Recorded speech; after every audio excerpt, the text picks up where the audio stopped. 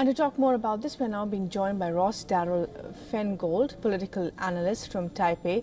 Ross Darrell, thanks very much indeed for talking to WION this afternoon.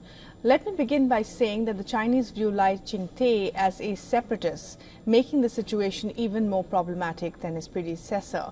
How do you see the latest comments and the escalation? President Lai likes to emphasize when he's making public speeches that Taiwan is not subordinate to China and China is not subordinate to Taiwan. So in the views of China, this looks like he's proposing that they are two separate countries. And that really is the issue for China. China does not want Taiwan's political leaders to emphasize that the two places are separate countries. China's leaders would prefer that Taiwan's leaders emphasize that they are part of the same country, China, but maybe each with their own different interpretations.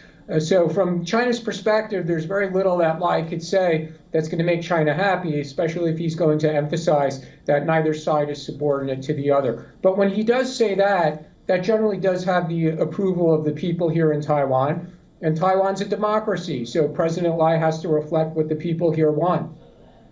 Right. And China wants unification. As you said, the Americans say they will resist. Obviously, they're vague as to how. How much further can the two sides go in terms of military optics, do you think? China can certainly increase the military pressure that it's already been giving to Taiwan over the past 8 years. There's been an enormous amount of sorties by Chinese aircraft, incursions by Chinese ships, large-scale exercises, but there's always room to expand that into even more frequent incursions or more frequent and ever larger military exercises. When China does that, it puts tremendous pressure on Taiwan's military because Taiwan's military has to respond, they have to monitor and be prepared for any further action from the Chinese side. So from the perspective of is it successful, it doesn't gain the support of the people here in Taiwan. In fact, it's counterproductive. It alienates people here in Taiwan. But from a military perspective, it certainly is a reminder to Taiwan how important it is that Taiwan needs to do what's necessary to defend itself in the face of the increasing pressure from China. Right. And as you said, that the Chinese military drills have, of course, become bigger and more frequent in the last couple of months. What sort of support does Taiwan expect from allies like America and the West?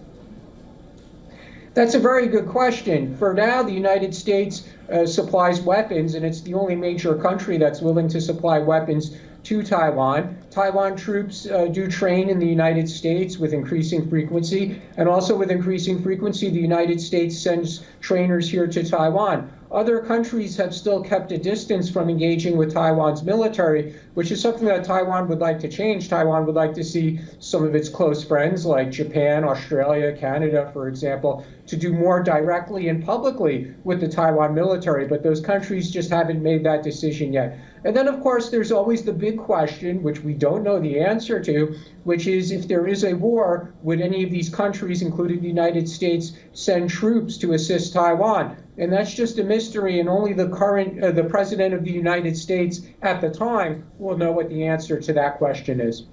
Right. Ross Darrell Feingold, thanks very much indeed for joining us with your thoughts this afternoon. Thank you. For all the latest news, download the WION app and subscribe to our YouTube channel.